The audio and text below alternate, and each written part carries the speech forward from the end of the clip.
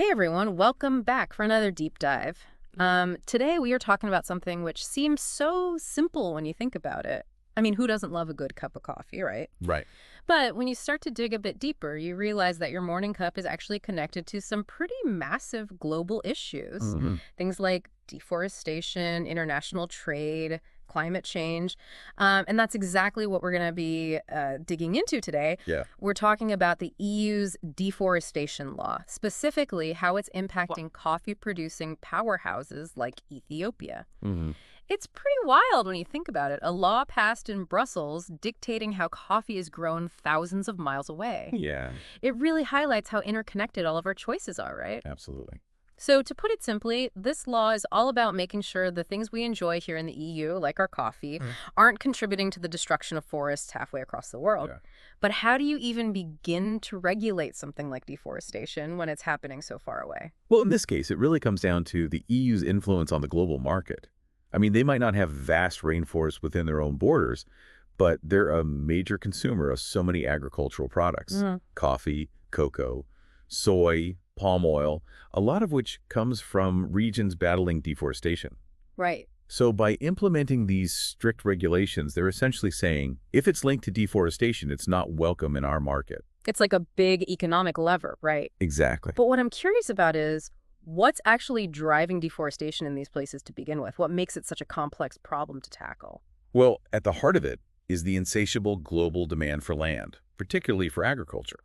So as more and more consumers crave these commodities, it puts immense pressure on producers to clear more land, and sadly, forests often end up bearing the brunt of it. And this is where the EU's theory of change comes into play. Exactly. By connecting market access to these deforestation-free products, the hope is that they'll be able to incentivize countries to protect their forests, maybe even encourage more sustainable practices. Yeah, absolutely. Okay, so we've got this ambitious law, right, trying to hit the brakes on deforestation.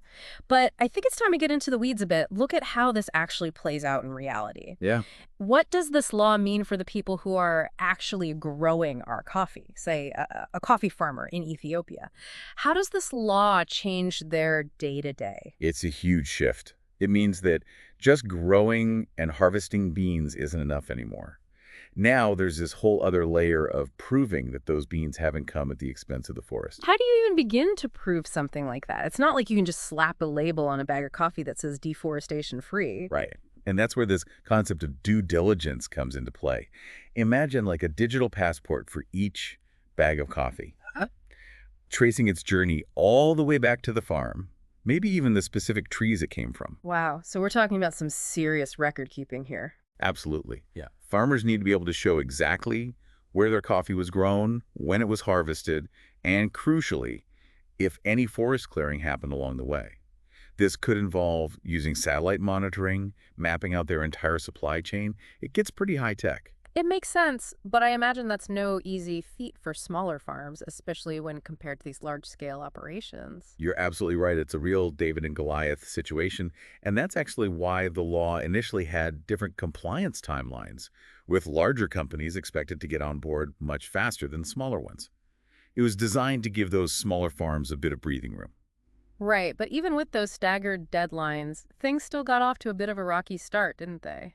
And that leads us to a pretty significant turn of events, the extension. Yeah, it seems like just as these coffee farmers were starting to wrap their heads around this whole thing, a wave of concern like swept through the industry. Yeah, but Like, could they actually pull this off? Could they get all these systems in place so quickly? It became pretty clear, I think, especially when you look at countries like Ethiopia.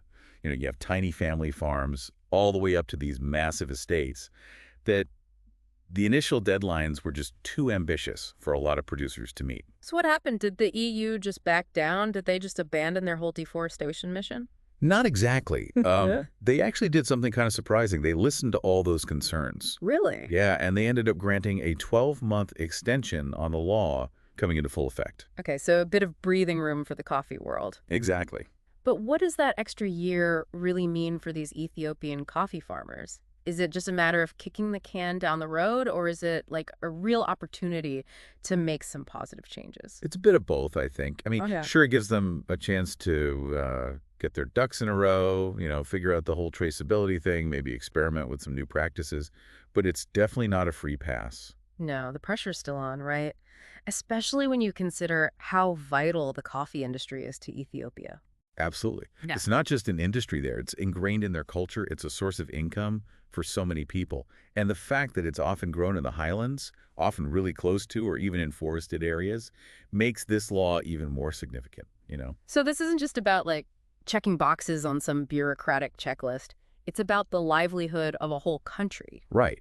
It's about making sure that their way of life, their connection to the land, can continue in a way that's sustainable for everyone. This could be huge for them, right? I mean, Yeah. imagine Ethiopian coffee being held up as like the gold standard of sustainability. Yeah, and it goes beyond just a feel-good story. Uh, Imagine a deforestation-free label right there on your bag of beans. that's got to be good for business. Absolutely. It could give them a real competitive edge in the global market. People are more and more interested in where their products come from, how they're produced. So what might have seemed like this really daunting challenge might actually end up being a turning point. Definitely. It shows you the power of, well, informed consumers and smart regulation and how those things can actually drive really positive change. It's amazing to think that a law passed thousands of miles away can have such a ripple effect, you know? Yeah, for sure. Not just on the environment, but on the lives of the people who are growing our coffee. It all comes back to that interconnectedness we were talking about earlier. Exactly. So next time you're enjoying your morning coffee, take a second to think about the journey those beans made, from the forests of Ethiopia to your cup. It might just change how you think about that simple cup of coffee. Exactly. All right, everyone, that's it for today's deep dive. Thanks for joining us. We'll see you next time.